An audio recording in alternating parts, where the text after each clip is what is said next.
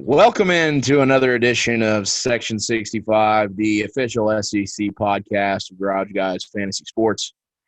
I am your host, Clay Keaton, alongside my partner and good friend, Tanner Colson. Tanner, how's it going? Not too bad, brother. Not too bad. We got a big week. Big week coming up. SEC basketball has started. We're going to talk about that, get into several things, look at some games from last week. We're going to talk about Hurricane Sarah in Nashville. We're going to look at our bets for this week. Did I already say that? I don't know. But with that being said, Tanner, let's get ready to roll. Let's ride, brother.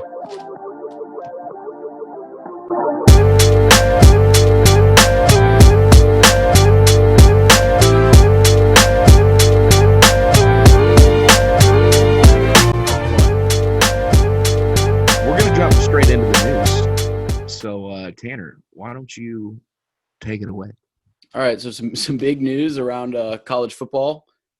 Vanderbilt kicker Sarah Fuller, their girls soccer goalie, was the first woman to ever play a snap in a Power 5 football game. She successfully squibbed a kick 35 yards down the field, perfectly executed.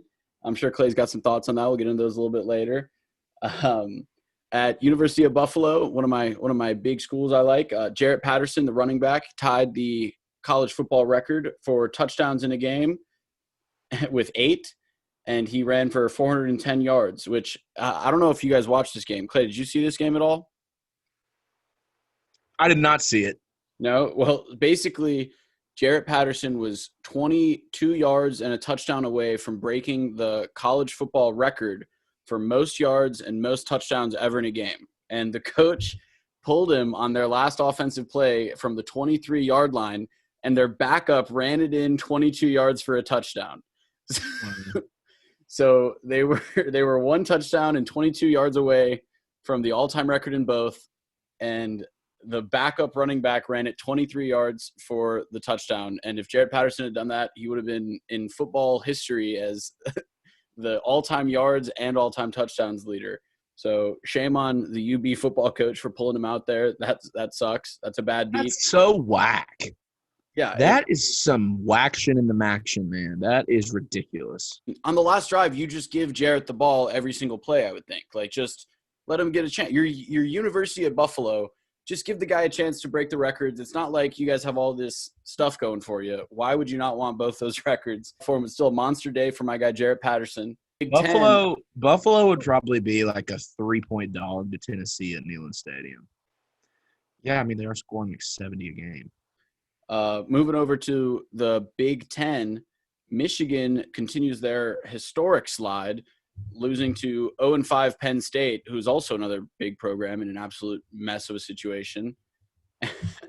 And now they've got COVID issues. So if I think it's worse. I think it's worse in Ann Arbor than I do Happy Valley, just because James Franklin has been good up there the last 3-4 years. Michigan has sucked since they haven't gotten they haven't been good at all. Like, they haven't even contended. I think with Michigan though, yeah, they should be better than that. Harbaugh goes out of his way. He's having sleepovers with recruits and shit, and they still can't put the team together. Something tells me he's probably jumping to the NFL after this year. It's a mess up there. I mean, I don't know if they're going to blame COVID. They were all for playing this season. But fun fact, if Michigan, they've got COVID now, if they can't play next week against Ohio State, then Ohio State is ineligible to play in the Big Ten championship game. So Michigan really has the season in their hands, where if they want to make some problems, I say you try to get some COVID going. Yeah, it'll be the first time that Michigan gives Ohio State any issue, and it's going to be because of COVID. Yeah, you can't fix stupid there up north. Another big story, number 13 BYU, Brigham Young University, the Mormons, is playing number 18 Coastal Carolina University in Myrtle Beach on Saturday, which I think is a big, big addition to their schedule. I don't know that it's going to be something that'll put them over the top as far as college football playoff consideration goes, but I think it's still a big game. I'm really excited about that. I want to see our 5'8" center, or what is it, 5'9" center. Do we have a line for that game? What's the line in that game? BYU. I can check real quick. Let me check. But that's probably my game of the weekend, to be totally honest with you. I'm actually very excited about that game now. So BYU right now is a 10.5-point favorite. I probably tend to side with Coastal on that. Give me the Mormons.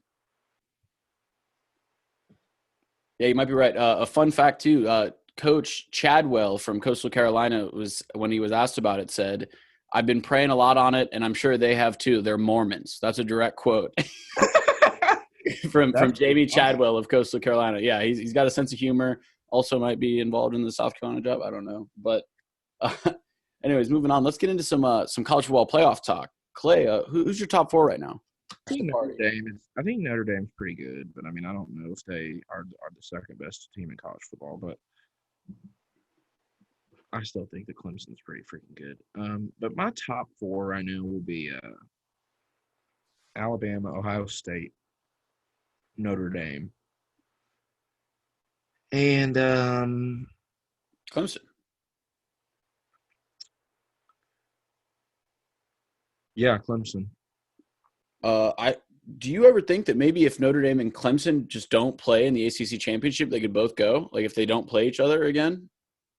If they both went out, I mean, Alabama's not going to lose, and neither is Ohio State. So, I think if I'm Notre Dame, I'm really wanting that I'm not wanting to play that game. Right. For me, it's Bama, Notre Dame, Ohio State, Clemson, same as you. Maybe a little different order, but yeah, I think it's probably in Notre Dame and Clemson's best interest just not play again. Right. It definitely is. Yeah, I think they got a chance to get 2 teams in. A&M and Florida are right behind them, like I was saying, but they got tough games left on the schedule. If nothing else, this season has kind of reaffirmed my thought that Bama is just dominant. I mean, they are, maybe the West isn't as strong as it usually is, but I mean, even in an all SEC schedule, they're blowing the doors off everyone week in and week out. They had that little scare at Ole Miss, but I mean, I don't see them losing another game. They're just too good. But we'll see. It'll be interesting. I don't know if Florida could even really touch. I really think that Bama. I mean, both offenses are pretty high powered, but I mean, that game will probably be like 58-38 or something like that. It's going to be Bama Clemson again. I think we just need to start preparing ourselves. I think that's, unless Bama plays Clemson in the first round, which I would almost prefer at this point because I'm just so sick of seeing them in the championship game together. Right. Unless Florida finds a way to win the SEC championship, I think it's kind of going to go chalk this year. Right.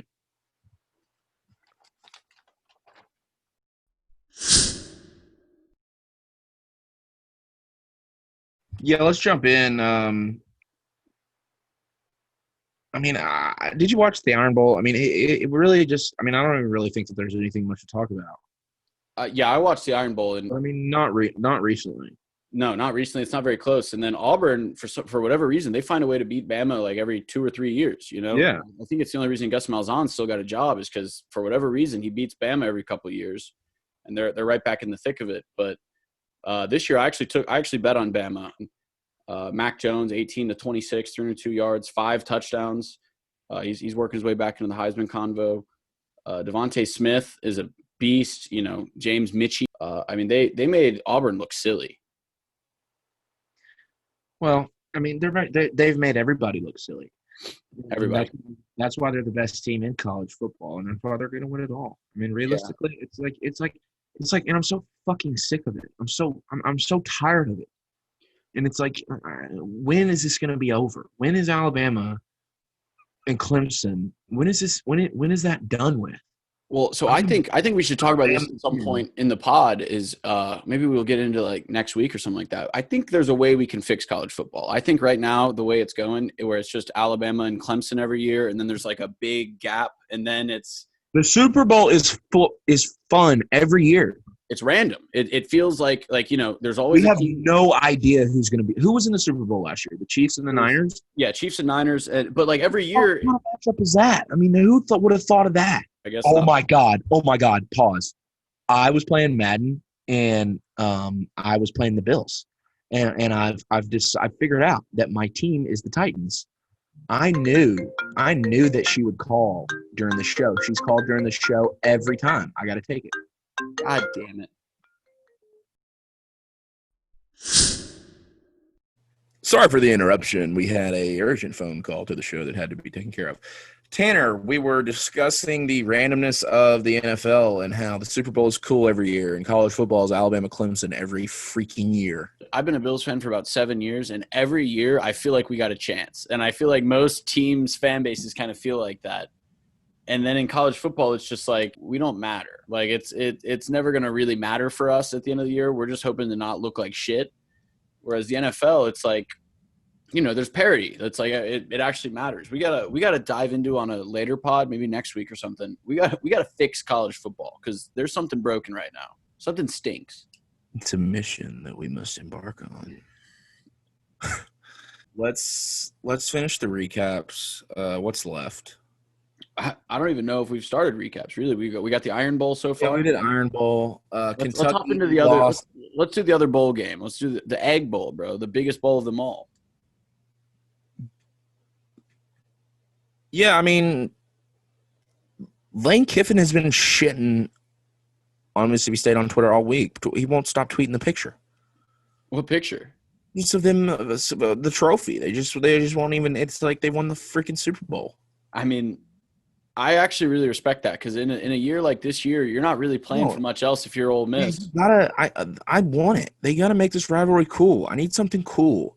Well, what was kind of refreshing, though, I will say, and I know that Ole Miss has a fucking terrible defense. Like, this felt like a shootout, which was nice. I wouldn't mind seeing the Egg Bowl just be a shootout every year. The score doesn't really show it. It was Mississippi State 24, Ole Miss 31.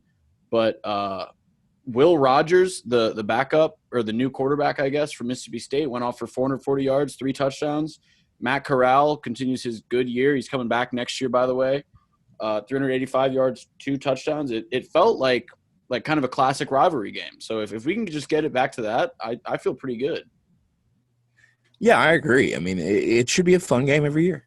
Yeah, I love Lane Kiffin, love Mike Leach.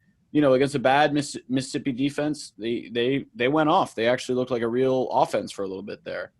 Not really much else to say except for that Ole Miss should have definitely covered the spread. That really hurt my wallet a little bit. Yeah, that hurts. What were our picks last week? So we put out some picks on Twitter, really mostly me. We didn't have a show last week, obviously, but I put out a couple picks, all favorites. I had Ole Miss 9.5. I thought that was the lock of the century. And then Mississippi State came right in the back door and took us out. We took Bama, which obviously – Wait, did Mississippi State hit like a bullshit field goal? Yeah, it was 24-31. I don't remember exactly how it went down, but it was very much like a bullshit field goal. Did we take Missouri? No, we took A&M and LSU covered. Yep, and we took A&M and LSU covered. So it was a bad week for that. I mean, it felt like we made all the right calls. That LSU A&M, we were close on all of them. And LSU A&M was such a boring game. Screw that game. Yeah, that was just a lame game. I think Kellen Mond had 105 yards. What was the Florida line? Do we remember? We should have taken the Gators, man. I'm not taking them this week just for my own mental health. But, I mean – I think it was they won by 24. It was 34-10. Yeah, 34-10 on Kentucky, who continues to just be an absolute Jekyll and Hyde team. Where I don't know how to feel about Kentucky. Kentucky's been pissing me off all season. I don't know how to bet on them. I don't know how to bet against them. They just don't put the same thing on the field every week. But yeah, so LSU, A&M, not really much to say. Slow game, good defense, I guess. I thought A&M was going to really dominate, and they. It was a defensive struggle, but they pulled it out pretty convincingly. But I thought they'd cover that 14.5-point spread. And then Florida, Kentucky, Kyle Trask is still an animal like we all knew, but Kentucky couldn't do anything. And I thought Florida's defense was a little suspect. So Terry Wilson went 10 of 18 for 62 yards, and they lost by 24. So they weren't exactly throwing the ball a lot.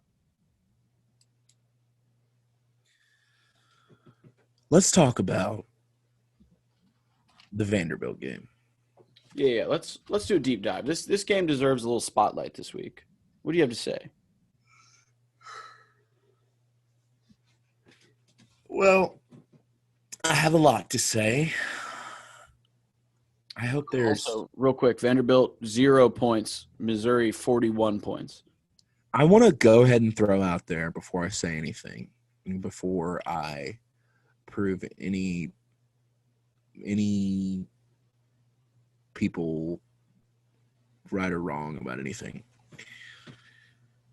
It's not about Sarah Fuller for me. It's not about a female for me. It's not about a kicker for me. It's about Vanderbilt for me. Anybody, male or female, associated with Vanderbilt for me is somebody that I don't want or like or want to like or care to know or care to read about.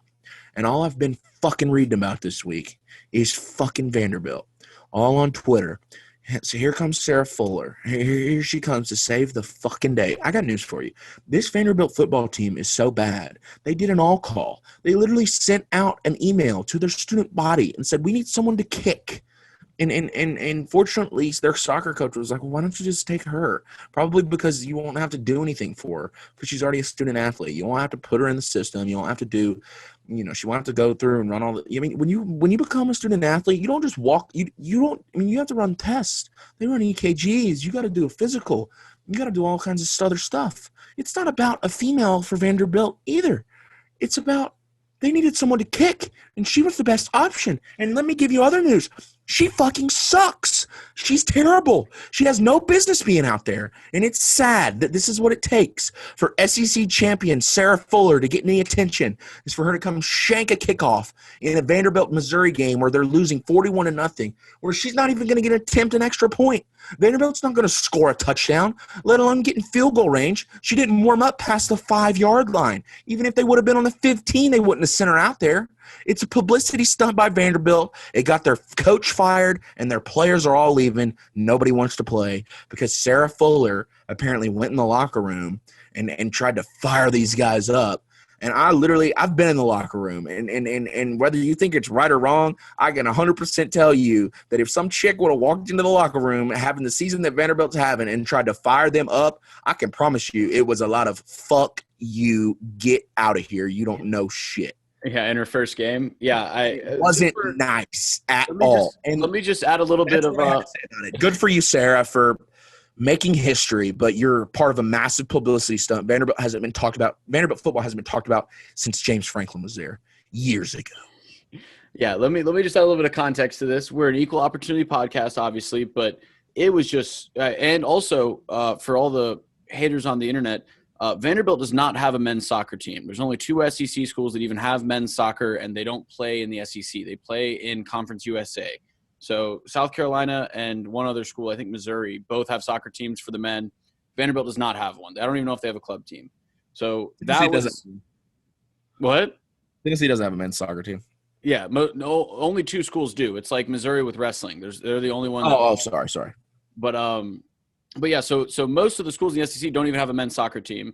And Sarah was the goalkeeper for the women's soccer team. So it made sense for her as far as, like Clay was saying, you got to go through physicals. You got to get athletic testing. You got to get all that stuff done to be able to just play. So it worked out. I was really hoping she would at least get a chance for an extra point, because that would have been cool. I think that the fact that they sent her out there to just do a squib kickoff, I think is disappointing. I guess I get where they're coming from, where they don't, God forbid she kicks the ball off and she ends up as the last line of defense on a kick return, and she can't kick it far enough to get rocked.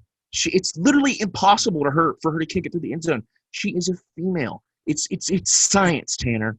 It's science. Well, that's what I'm saying is it would be very difficult for her to kick a non-returnable ball. There is a huge difference between her standing there and punting that soccer ball 60 yards in the air, which I'm not so sure she could do anyway. No, I saw some videos. She can kick the soccer ball pretty far, but I know exactly what you're saying. Like she kicking a football through the end zone off of a tee, Tanner. It's hard. That's what I'm saying is I think that I couldn't do it. I couldn't do it. No chance I could do it. But that's what I mean is I think that the best bet for Vanderbilt in that game was for her to squib the kickoff. So I think that made sense if she was going to do the kickoffs. But who kicked it off in the first half? Well, why did they have to do it that way? Why did they have to have her do a shitty kick and say that it was good when all of us watched it, when your program is literally flush your program down the toilet. Players are quitting. You fired your coach.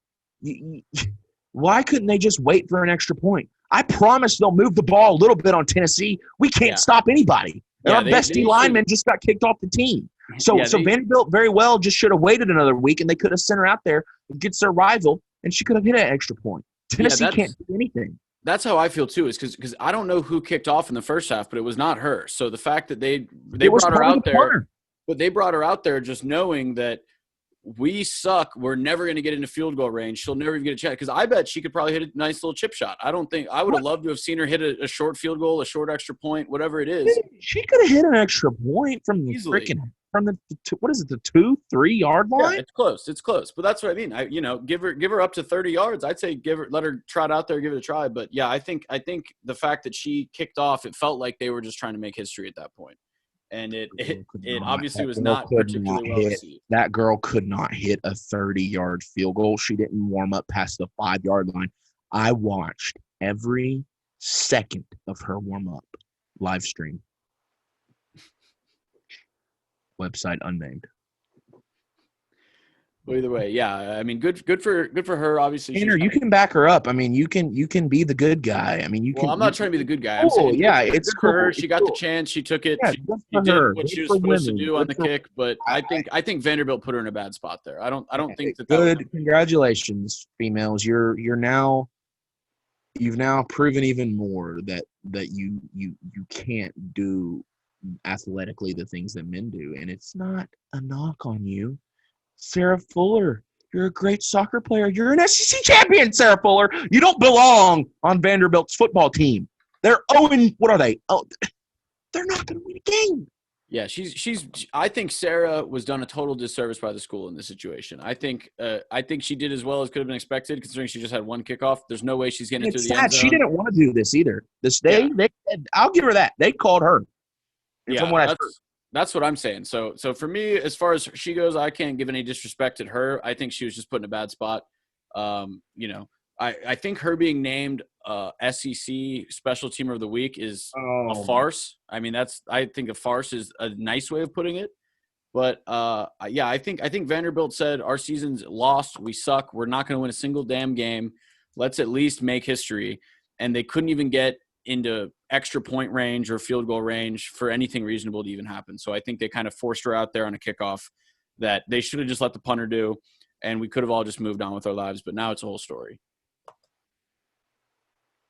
Well, Hurricane Sarah has destroyed the Vanderbilt football program. It's gotten Derek Mason a buyout, which is probably what he wanted and needed, and so good for him. And Sarah Fuller, congrats for stepping up, I guess. Yeah, that's all I really got. I'm trying to be partial at least a little bit, but yeah, I think she got put in a bad spot. I think Vanderbilt's a fucking nightmare program. I wouldn't want anything to do with it. I think Sarah is too good of a women's soccer player to have like you said, SEC champion, and now she's out here kicking for a 0-41 loss for no reason.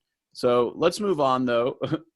Last game of the week, Georgia 45, South Carolina 16.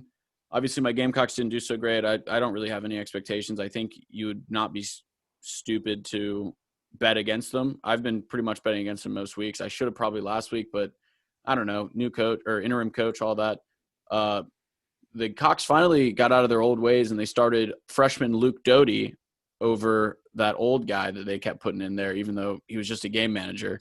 JT Daniels is finally in too. Went 10-16, 139 yards, 2 touchdowns, 1 interception. Really, the story of this game is Georgia just ran all over South Carolina. I don't think there was anything they could have done to stop them. So not really much else to say about that one. Good game, Georgia. You're still not going to be in the SEC championship, though. Sorry, Kirby. Karma gets you again, Kirby. Sorry, Kirby. You're going to be watching the SEC championship from home. It is what it is. Everything worked out. I liked N. Mullen a lot more than I like Kirby Smart. So good for Florida. Good for Georgia, I guess, beating South Carolina. Especially after that debacle last year. I'll never forget that one. But unbelievable. Let's move into our picks, Clay. What you got this week? I'm going Bulldogs over the Fighting Sarah Fuller Vanderbilt Commodores. I will take Georgia. I will take 36-point spread, by the way, for the listeners. Yeah, 36 points. I want them all. Yeah, and I think that's a smart bet too. Yeah, and you know what? I hope that the score is 45-3. Sarah Fuller kicks it between the uprights. Well, that's what I was thinking too. I would love to see her hit a field goal. I think that would actually be really cool. Say whatever you want about girls in football, but I do too. I just am the one who said that. Yeah, I think that would be super cool to see her. You know, I mean, they're going to get destroyed no matter what. If she could hit a field goal, that would be real history. That would be very cool. I 100% agree. I'll go Missouri over Arkansas minus -3. 3. And last but not least, I will take, just because I don't know what the hell Kentucky even is, and I feel like South Carolina, you've kind of sold me on them. I think their players are just kind of like having fun, and Yeah. I don't know. And Kentucky, I don't know. But Kentucky has had South Carolina's number for a while now. Yeah, I mean, it's a sketchy. If it was straight up, if it was a pick 'em, I don't think I'd go with the Cox. But I mean, they get Well, 12 no. points, I'll 11 take and a it. half. Yeah, 11. I'll take the Gamecocks with the points. Yeah, I like that bet.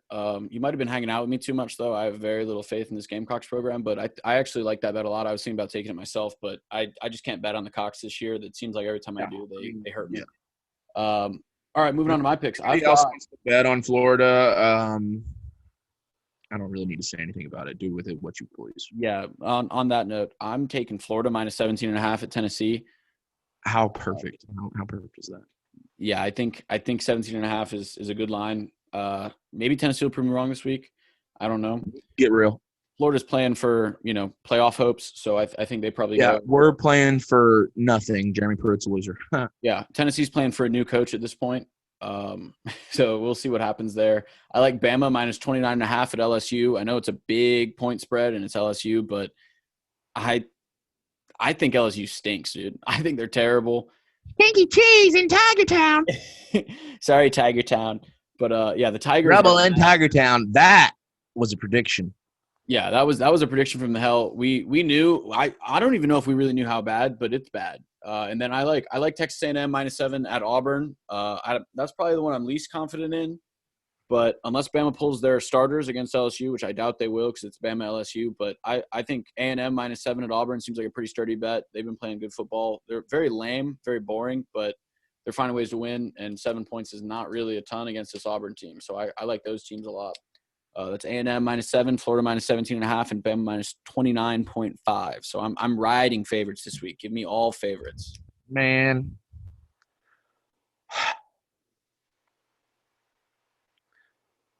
I should have bet on Louisiana Tech tonight. I'm just looking at scores over here. I took some freaking bullshit Iowa basketball game. Dude, I bet on the presidency, and my bookie gave it back to me for some reason. So I just had like a free bet in my bookie. And so Iowa, Trump? Yeah, Iowa was like minus 31.5 against West Illinois. And I was like, I'll take that. It'll be like 100 to, 70, 60, something like that. Yeah. But I was only up 22.5, so. Yeah, and then as far as our bets for the season go, by the way, Clay, I think we're both hovering right around 500. I think you're at exactly 500, and I am one under. So this could be a big week for us as far as that goes. You want to talk into something, or you want to talk about something that really matters to both of us, by the way, something that's really important this time of year? Now that it's time to turn the page on football season, now it's time for the sports that we truly care about. You hear that? Yeah, is that you turning the page? Yep. All right. So let's run through the preseason poll, shall we? Yeah, let's hear it. Coming in at number 14, can anyone guess who's picked to finish last in the SEC in basketball this year? I'll give you a wild guess, Tanner. Is it Vanderbilt? That's correct, Tanner. What is Vanderbilt? Who is Vanderbilt? School. I hate them, and it's great that they are last in everything. You know what? I had the preseason poll pulled up. I know that Vanderbilt's last. Well, it's all right. We can just talk our way through it. So I'm putting everyone into kind of tiers right now. I'm kind of going off a tier system. Cool. We're gonna get a little bit deeper into some SEC basketball. I think we're gonna start doing team previews week by week. But right now I've got kind of the irrelevant tier. I've got the bubble teams, and I've got like the tournament locks in my eyes. Right. In the irrelevant tier, unfortunately, I got to lump Auburn in there because they're postseason ineligible. I think they could probably mess up some people's resumes this year, but they got that whole probe going on. We'll get a little more into that later. But they're screwed So right now. let's put them as they're not out of the tournament. They're irrelevant. They're Yeah. completely irrelevant. So Like what they do this year doesn't matter. They're doing it for nobody. They're right. doing it for So we've no got a end goal. category, yeah, Can they of even irrelevance, and then we've got an out category. play in the SEC tournament? I didn't even think about that. I think so, but I don't actually probably not. Yeah, it's postseason, so I would imagine that's postseason. So yeah, so they can't play anything. They're losing players. They got guys leaving, looking into pros. So unfortunately, Auburn, Bruce Pearl, I'm a big fan. But they lost all their good players anyways last year, so they're unfortunately in the irrelevant category, along with Vanderbilt, Missouri, and what other teams are just completely irrelevant in your eyes? Well, and I'm kind of putting everything based on the NCAA tournament. So irrelevant for the NCAA tournament will be Vanderbilt. It'll be Georgia. Probably Missouri. That's probably a good pick by you. I'd say Texas A&M probably will not make the tournament. Yeah, I don't think so. I don't think Mississippi State will make the tournament. I don't think that Ole Miss will make the tournament. Yeah, I think that's a good That's list. the cutoff for me. I think that I think all the teams above them could definitely make it. yeah. So that leaves I think South Carolina's a bubble team. Yep, I think already got our bad loss out of the way to Liberty the other day. So I'm big on this Musselman coach at Arkansas. I yep. don't know why, but I think Arkansas is a little bit more in than people think. They've got Arkansas picked behind Bama. But I think South Carolina's a bubble team. I think Alabama's a bubble team. I think Arkansas is borderline bubble team and in. And then obviously Florida, LSU, Kentucky, and Tennessee are all in the NCAA tournament. Yeah, I like that list a lot. Yeah, for my locks, I've got Kentucky, Tennessee, LSU, and then probably Arkansas and Florida. They're kind of straddling it a little bit. And then for as far as like pure bubble though, I got South Carolina and Bama. I don't really know what to think. South Carolina already lost to Liberty, which seems like a yearly thing at this point. But Liberty's a tournament team. You think so? Yeah, because I like Frank Martin. I think Frank Martin's a really good coach. I think they got probably the most talented team since the Final Four run, as far as returning talent. But yeah, I think that's a good little list we got going on. So I do too. I think it's going to be a lot of fun. Tennessee picked to win the conference. Tennessee, Kentucky are going to be knocking heads at the top. Yeah, it kind of sucks that we lost Auburn this year, but and Auburn's still going to win some games. I mean, they're still going to be okay. Yeah, they're not going to be bad. They're just irrelevant. You can be good and irrelevant. In a season like this, but. Do you even know the story behind Auburn? I mean, they're just trying to do. I mean, there's a chance that Auburn could get in a lot more trouble than they've already in. I mean, they imposed this penalty on themselves. But I mean, what they're dealing with is a coach paying players, and it's like a lot. Like it's like. But whatever happened with Will Wade and LSU? How are they still? I don't know. I don't know what is going on with that. But I know that Auburn is obviously preparing for the worst, and they're hoping that this is enough. And I hope that it is too, because I'm a Bruce Pearl guy. Yeah, so I hope they can figure their shit out. I don't want to see him get in any trouble, and hopefully he won't get caught, because I'm not naive enough to think that he's not cheating down there. Are you kidding me? Does anybody really want to play basketball at Auburn? No. So, I mean. Yeah, I want to see the hammer get dropped on Will Wade. I don't want it on Bruce Pearl. I like Bruce Pearl. I want Will Wade gone, though. I'm sick of seeing that guy's tie on the sidelines. Freaking Adolf Hitler, if you ask me. Yeah, he's the absolute worst. But we're gonna get into a little more SEC basketball in the weeks coming up. I think we'll do a little preview of probably 2 teams a week after this week. Yeah, I'm excited for SEC basketball. It's time to turn the page. We're both fans of ailing teams in football. I'm ready to get on to the next one. Fair. Give me Frank Martin. Frank Martin's a good guy. I like him. He's a good coach. Yeah, I think he plays it probably a little too straight to really compete. But anyways, if that's going to be it for us, make sure you like and subscribe. Give us a review if you're feeling nice. If you're not feeling nice, then go find another podcast to review, please. And I think that's all we got for today. That's all we got. Just wrapping it up. All right. Jeremy Pruitt. Hot seat. Rocks. All right, we got another big week coming up next week. We will not be missing shows again like we did last week. We're very sorry about that. We had some travel issues.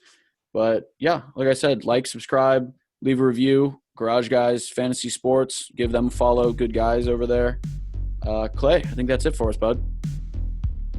Section 65, signing off. Play us out, music. We'll see y'all next week.